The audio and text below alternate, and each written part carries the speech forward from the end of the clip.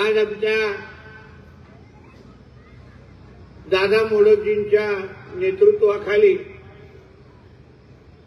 अफजलखाना वधाच्या आनंद उत्सवाच्या हा भव्य असा कार्यक्रम इथे आयोजित केलेला आहे आणि त्याला शुभेच्छा देण्यासाठी आवर्जून मी इथे उपस्थित झालेला आहे। इथे येण्या अगोदर आम्ही शिवतारेजींच्या घरी बसलेलो आणि आम्ही सगळेजण चर्चा करत असताना शिवतारेजी मला म्हटले की नितेशजी तुम्ही येण्या अगोदर आमचे सगळे स्थानिक डिपार्टमेंटचे पोलीस डिपार्टमेंटचे लोक इथे आले होते आणि त्यांनी मला आग्रह धरला की नितेशजींना तुम्ही सांगा की कुठलाही भडक असा विषय इथे नको, कुठलाही कायदा आणि सुव्यवस्थेचा विषय निर्माण होता कामा नये अशी विनंती करून तुमची गाडी आतमध्ये आली आणि ते लगेच निघून गेले। मी आपल्या इकडच्या पोलीस बांधवांना डिपार्टमेंटच्या लोकांना सांगेन की आमच्या राज्यामध्ये आता हिंदुत्ववादी विचाराचं सरकार आलेलं आहे। राज्याचे मुख्यमंत्री ज्यांचा रक्तच भगवा आहे ते कडवट हिंदुत्ववादी म्हणून आमचे देवेंद्र फडणवीस साहेब तिथे बसलेले आहेत। म्हणून आम्हाला कोणालाही आता काही टोकाची भाषणं आणि टोकाचे इशारे देण्याची गरजच नाही, कारण का आता अगर आम्ही टोकाची भाषणं आणि टोकाचे इशारे द्यायला लागलो तर मग लोक किंवा हिंदू समाजच आम्हाला विचारेल की बाबा आता तर तुझं सरकार आहे, आता तर तुझ्या विचाराचे मुख्यमंत्री आहेत, तुझे सागरचे बॉस आता वर्षावर जाऊन बसलेले आहेत, तरीही तू टोकाची भाषणं का करायची गरज आहे असे हिंदू समाजच आम्हाला लोकांना विचार। म्हणून आता काय आम्हाला त्या गोष्टी करायची गरज नाही, म्हणून तुम्ही मोकळा श्वास घेऊ शकता। पण मुद्दा माझा ह्या निमित्ताने एवढाच आहे की आपल्या देशात आणि राज्यात डॉक्टर बाबासाहेब आंबेडकरांचं संविधान पाळला जातो, जे कायद्याच्या चौकटीत आहे, जो कायदा अन्य धर्मियांना लागतो तोच कायदा हिंदू समाजाला लागतो आणि कायद्याच्या चौकटीमध्ये बसून अगर सगळं काम होत असेल तर प्रशासन म्हणून आम्हाला एवढंच अपेक्षित आहे, बाकी काहीच जास्त अपेक्षित नाही। कायदा मोडून आम्हाला मदत करा, कायदा मोडून आम्हाला संरक्षण द्या असं कोणीही इथे म्हणणार नाही किंवा अपेक्षाही नाही। जे कायद्याच्या चौकटीत आहे तेवढंच अगर आमच्या प्रशासनाने आणि आपल्या लोकांनी काम केलं तर सरकार म्हणून आपल्यावर सगळ्यांचा विश्वास वाढेल आणि सरकारमधला एक मंत्री म्हणून माझी पण या प्रशासनाकडून डिपार्टमेंटकडून एवढीच अपेक्षा आहे, जास्त मुळीच नाही। आमचे लाड करा मुळीच नाही, जे अन्य लोकांना कायदे लावता आम्हाला लावा बस आमचं तेवढीच अपेक्षा आहे।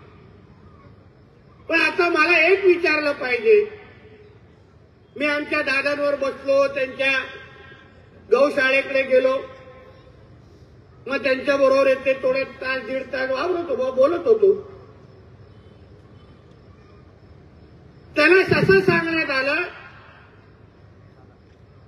की बाबा अफजलखानाचा वध करत असतानाचा फोटो तुम्ही किंवा पोस्टर तुम्ही लावू नका, त्याच्यानी भावना दुखवतील। ज्या देशामध्ये 80-85% हिंदू राहतात, ज्या महाराष्ट्र आणि देशामध्ये आमच्या नसानसामध्ये छत्रपती शिवराय बसतात, आमचा प्रत्येक श्वासावर अधिकार संभाजीराजेंचा आहे, त्या महाराष्ट्रामध्ये, त्या देशामध्ये आम्ही अफजल खानाच्या वधाचं पोस्टर लावणार नाही, मग काय पाकिस्तानमध्ये लावणार का? आणि मला फक्त एक कुठलाही कायदा, तसा मी पण थोडा कायद्याचा अभ्यासक आहे. एवढा केसेस अंगावर घेतल्यानंतर कायद्याचा अभ्यास करायलाच लागतो, पर्याय नसतो. आणि मोठ्यातले मोठे वकील आज आहेत, त्यांचे आपण सत्कार केलेला आहे. त्यांनी मला सांगावं की एक असा कायदा कोणीही शोधून काढावा, एक असा कायद्याचा अभ्यास मला करून दाखवावा जिथे असं लिहिलेलं आहे की बाबा अफजल खानाचा वधाचा पोस्टर तुम्ही लावू शकत नाही. कायदा मला दाखवा. तो कायदा असा असेल तर मी पोस्टर काढायला लावतो, साधा विषय. पण अगर कायदा नसेल,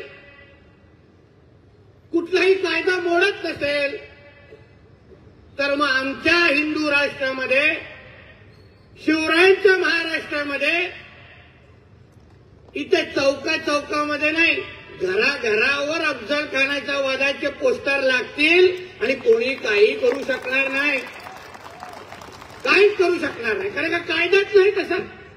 मग कायदा नेमकं मोडतो कोण आहे? चार कोण टकल्यांची अगर भावना दुखत असतील तर त्याची काय आम्ही कदर करणार नाही? जाऊन दे त्यांच्या पाकिस्तान, बांगलादेशमध्ये दाढी कुरवळणारे खूप आहेत तिकडे. पण इथं लाड नाही. तर आम्ही कोणाचा कुठलाही कायदा मोडत नाही. मोडत असेल तर वकील साहेबांनी, कुठे गेला आपले वकील, सांगा आहे का कायदा असा कुठला? नाही. इथेच विचारा. नाही. पोलिसांनी जरा नोंद घ्यावी, डायरी बिरी काढून दाखवावी, लिहा बाबा असं आहे. यापुढे आमच्या हिंदू राष्ट्रामध्ये, आमच्या हिंदुत्वादी सरकार असताना कोणीही कुठलाही अफजल खानाचा वधाचा बॅनर, पोस्टर लावला आणि कोणालाही त्रास दिला तर त्याच्यानंतर फोन कोणाकोणाचे येतील याची फक्त काळजी घ्या आणि मगच पुढचं पाऊल उचला. एवढंच सांग. मला उगाच नाही. कायदा बेकायदेशीर गोष्टी आणि उगाचचे लाड लांबून चालेल इथे चालणार नाही. आता गौरक्षणाचा विषय, सत्कार झाले, पारितोषिक दिलं गेलं. आमच्या दादांचं एवढं मोठं काम आहे, गौशाळेला जाऊन आलो. या आमच्या महाराष्ट्रामध्ये 2014 ते 19 पर्यंत जेव्हा महाराष्ट्राचे मुख्यमंत्री आमचे सन्मान्य देवेंद्र फडणवीस साहेब होते, आम्ही सगळेच तेव्हा विधिमंडळात होतो, त्याच 5 वर्षाच्या कालावधीमध्ये गोरक्षणासंदर्भात कायदा निघालेला आहे, गोहत्या बंदी कायदा निघालेला आहे. माझ्याकडे त्याचा GR आहे की नाही? आहे. म्हणजे आमच्या राज्यामध्ये कोणीही गोहत्या करू शकत नाही असा कायदाच आहे महाराष्ट्रामध्ये. हा कायदा आहे. आम्ही काय बेकायदेशीर गोष्ट मागत नाही. मग अगर कोण कायदा मोडत असेल, तरीही कत्तलखाने चालवत असतील, ज्या गाईला आम्ही आमची दैवत, आमची आई मानली, आमच्या माता म्हणून आम्ही त्यांच्याकडे पाहतो, आमच्या दैवत म्हणून त्यांना पूजतो, त्या गाईकडे कोण वाकड्या नजरेने पाहत असेल, त्या गाईचं कोण कत्तल करत असेल, तर त्याबद्दल आम्ही भूमिका घ्यायची नाही. अहो आम्ही सोडा, गौरक्षकांनी सोडा. आपल्या राज्यामध्ये अगर गोहत्या बंदी कायदा आहे, तसा GR अगर सरकारचा निघाला आहे, तर गौरक्षकांच्या अगोदर संबंधित डिपार्टमेंटनी त्याच्यावर काय कारवाई करायला हवी, कत्तलखाने बंद करायला हवेत. अशा कोणी गाड्या घेऊन जात असतील त्या नालायकांना पहिले जेलमध्ये टाकून त्यांचे काय कार्यक्रम केले पाहिजे. गौरक्षकांसाठी थांबता कशा लागतं?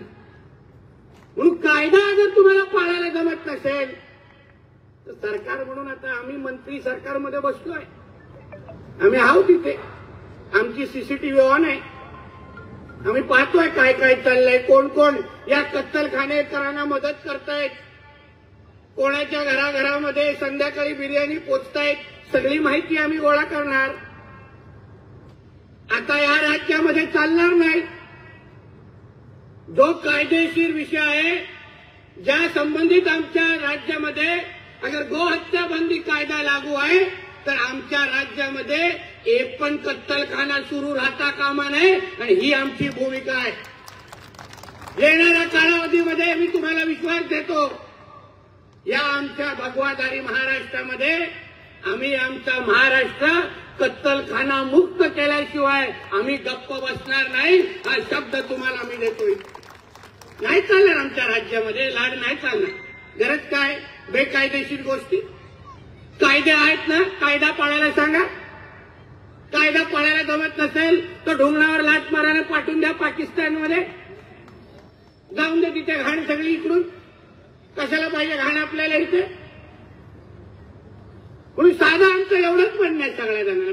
बाकी जागा काय नाही. प्रशासन असेल, प्रत्येक जण असेल, डिपार्टमेंटचे लोक असतील, फक्त कायदा पाळा. का बेकायदेशीर गोष्टीला समर्थन करू नका. बेकायदेशीर गोष्टीला समर्थन कराल तर या सरकारमध्ये कोणी त्या गोष्टी सहन करणार नाही. आणि प्रत्येक गोष्टीची माहिती ठेवणाऱ्यापैकी आज सरकारमध्ये बसले आहेत.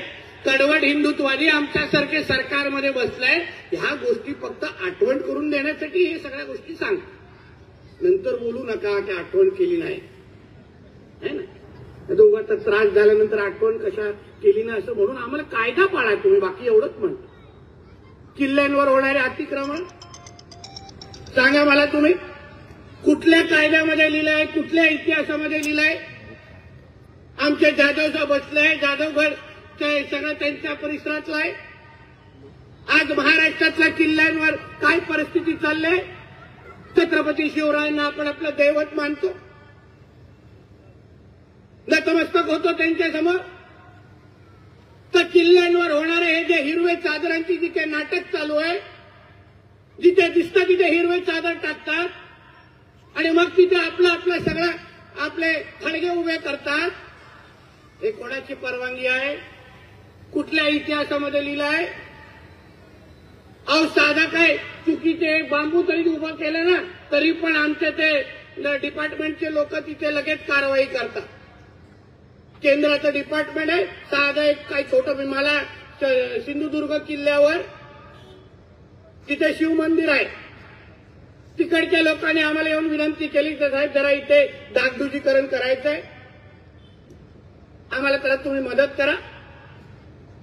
कित्येक महिने आम्हाला लागले केंद्रातून ती परवानगी मिळवण्यासाठी आणि मग काय काहीतरी आम्ही करू शकतो. मग आम्ही सगळे नियम अगर पाळायचे, आम्ही सगळ्या परवानग्या घेत बसायचे, आम्ही कागदपत्र करत बसायचं. मग काय ह्या लोकांचा काय अब्बाचा हा महाराष्ट्र आहे का जिथे जातो तिथे हिरवी चादर टाकताय? काय 7-12 लिहून दिलंय का? त्या औरंग्याच्या नावाने, टिप्याच्या नावाने काय 7-12 लिहून दिलंय का?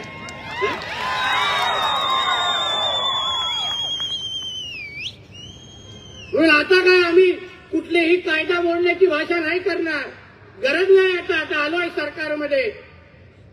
अफजल खानाच्या वधाच्या निमित्ताने आमच्या महाराजांनी आम्हाला काय शिकवलं? पिढ्यानपिढी काय विचार दिले? ते युक्ती तिथे युक्ती आणि शक्ती तिथे शक्ती वापरा हा संदेश आमच्या छत्रपती शिवरायांनी आम्हाला देऊन ठेवलेला आहे. जेव्हा शक्ती वापरायची होती तेव्हा वापरली. आता सरकार म्हणून युक्ती वापरण्याचे दिवस आलेले आहेत. म्हणून तुम्ही आपले कायदे पाळा.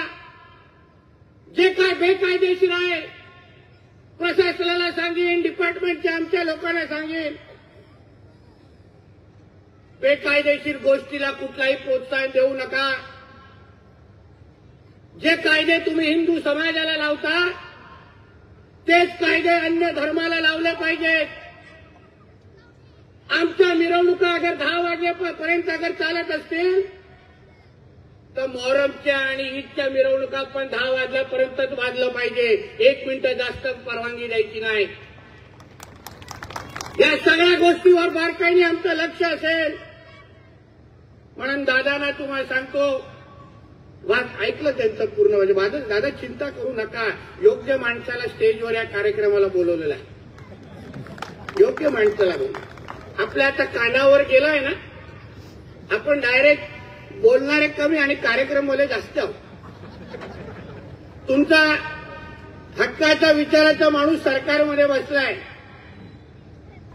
काही कोणी काही त्रास दिला आणि तो बेकायदेशीर असेल, फक्त एक फोनवर कळव, बाकी सगळं त्या संबंधित माणसाला कळेल कसं थरथर थरथर कापायला लागतं. त्याच्यानंतर उगाच आमच्या हिंदुत्वादी कार्यकर्त्याला इकडच्या कोणी त्रास द्यायचा नाही. आज काय नुसतं कार्यक्रमाला हजेरी लावण्यासाठी आलेलो नाही, पण माझ्या इकडच्या प्रत्येक हिंदुत्वादी कार्यकर्त्याला मला संदेश द्यायचा आहे की तुम्ही एकटे नाही, आम्ही सरकार म्हणून तुमच्या सगळेजण बरोबर आहोत, एवढा विश्वास तुम्हाला द्यायसाठी मी इथे आलेलो आहे. हे हिंदुत्वादी विचाराचं सरकार आहे. महाराष्ट्राच्या हिंदू समाजाने त्या सरकारला आशीर्वाद दिलाय. एक भगवादारीला सरकारचा मुख्यमंत्री म्हणून तिथे बसवलाय. म्हणून कुठल्याही हिंदुत्वादी विचाराच्या कार्यकर्त्याला काही चिंता करायची गरज नाही. आपल्या धर्माची सुरक्षा करण्यासाठी ज्या ज्या गोष्टी करण्याची गरज आहे, आपल्या धर्माकडे कोणी वाकड्या नजरेने पाहत असेल तर त्याला हे सरकार म्हणून आम्ही सोडणार नाही, एवढा विश्वास तुम्हाला आम्ही आजच्या निमित्ताने देतो. आजच्या निमित्ताने म्हणून दादांना सांगेन, तुम्ही काम तुमचं असंच सुरू ठेवा. म्हणजे त्यांचं जे काय काम कार्य बघितल्यानंतर मला त्यांचं वय खरं काय विचारासारखं वाटलं. म्हणजे काही व्हिडिओ दादांनी मला दाखवले, पण मला एक काय डायरेक्ट आहे विषय. म्हणजे आम्ही तर नुसतं कमरेतच बेल्ट घालतो. पहिलं थोडं भेटले असं, आता मंत्री झालोय म्हणून थोडं आता व्यवस्थित वागायला लागेल. पहिले दादा भेटले असते तर मी त्यांना सांगितलं तर या शुभ काम मध्ये आमचा पण जरा हातभार लावा, पण आता नाही करू शकत, सगळे बंधनं आलेली, आचारसंहिता आली आहे. पण तरीही तुम्ही चिंता करू नका. त्या मंत्रालयावर फडकणारा जो भगवा झेंडा आहे तो तुमचा हक्काचा आहे दादा, तुम्ही चिंता करू नका. यापुढे हिंदुत्वाचं काम असंच ताकदीने चालू ठेवा. कोणीही आमच्या माता भगिनींना वाकड्या नजरेने पाहता कामा नये, एवढी धाक आणि दरारा आपल्या हिंदू समाजाच्या इथे तयार करा. खरंच कौतुक करायला पाहिजे. आमचे केरळवरून जे मित्र आलेत, मी आवर्जून सांगत होतो त्यांची ओळख सांगा. 12,000 ना मुलींना सोडलं, 12,000.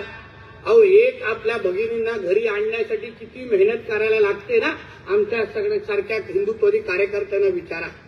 एक आमच्या भगिनी, आमच्या ह्या केरळमधल्या भावांनी 12,000 आणले घरात, आणि मोठ्या संख्येने त्यांच्यासाठी टाळ्या मारा आणि त्यांचं अभिनंदन करा. 12,000 आमच्या हिंदू भगिनींनी त्यांच्या भगिनींचं आयुष्य तरी वाचवलंय, ते पण केरळ सारख्या राज्यामध्ये. अहो, ते मिनी पाकिस्तानच आहे केरळ. म्हणूनच तो राहुल गांधी तिथे निवडून, आता त्यांची बहीण निवडून येते ना, सगळे अतिरेकीच त्याला मतदान करतात. खरंच आहे, विचारा. ते काय अतिरेकींना धरूनच हे लोक खासदार झालेले आहेत. म्हणून आपल्याला सांगतो, हे कार्यक्रमाचं जसं आमंत्रण मिळालं, लगेच सगळे कार्यक्रम रद्द केले आणि आपल्या इकडे आलेलं. ते आपल्याला हे आपले आवडते विषय आहेत. अफजल खानाचा वध बिल आपले आवडते विषय. आपल्याला काय कोण सरळ कार्यक्रमाला बोलवत नाही, आपण त्या व्याख्यानवाले नाही. व्याख्यान आलं तर उगाच चिठ्ठ्या बिट्ट्या द्यायला लागतात, आपल्याला काही ते जमत नाही. म्हणून लगेच कार्यक्रम वेगळा, आणि अफजल खानाचा वध करा, दुसरे कार्यक्रम कॅन्सल, जाऊ इथे जायला पाहिजे.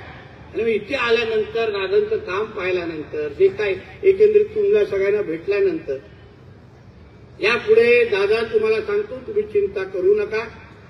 या भागात हिंदुत्वाचं काम तुम्ही एवढं मोठं करा, आणि प्रशासन आणि सरकार म्हणून तुमच्या केसालाही धक्का लागणार नाही, एवढा विश्वास तुम्हाला मी आजच्या निमित्ताने देतो. आजच्या निमित्ताने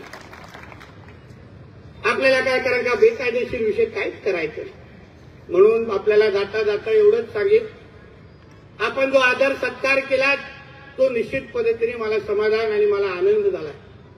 पण त्यामुळे माझी जबाबदारी पण एवढी आहे. मी जेव्हा शपथ घेतली मंत्री म्हणून तेव्हा मला माहिती होतं महाराष्ट्राच्या जनतेची सेवा तर मला करायचीच आहे, पण त्याचबरोबर प्रत्येक हिंदुत्ववादी कार्यकर्त्याचा आवाज म्हणून मला मंत्रालयामध्ये मी बसलेलो आहे. याबद्दल तुम्ही चिंता करू नका. आपल्याला समाजामध्ये हिंदू समाजाला एवढं सुरक्षित ठेवायचं आहे की प्रत्येकाला वाटलं पाहिजे की हा आमचा भगवादारी महाराष्ट्र आहे. असं काम आपल्याला या महाराष्ट्रामध्ये उभं करायचं. म्हणून या निमित्ताने दादांना आणि त्यांच्या सर्वच कार्यकर्त्यांना सहकाऱ्यांना मी त्यांच्या मनापासून तुम्हाला शुभेच्छा देतो. अशाच पद्धतीने तुम्ही तुमची कामं करून चालू ठेवा. आमचे भारतीय जनता पक्षाचे माझे अन्य सहकारी पण आपल्या बरोबर आहेत. पक्ष म्हणून तर आम्ही आहोतच, कार्यकर्ते म्हणून पण आहोतच, पण सर्वात पहिलं एक हिंदू म्हणून तुमच्या खांद्याला खांदे लावून आम्ही उभे आहोत हे तुम्ही लक्षात ठेवा आणि जोमाने काम करा. एवढंच या निमित्ताने सांगतो. इथेच थांबतो. जय हिंद, जय महाराष्ट्र, जय श्रीराम. जोरात माग परत होऊन दे, थंडी वाजते की काय मागे. जय जय श्रीराम, जय जय श्रीराम, जय जय श्रीराम. भारत माता की, भारत माता की. धन्यवाद. एबीपी माझा, उघडा डोळे बघा नीट.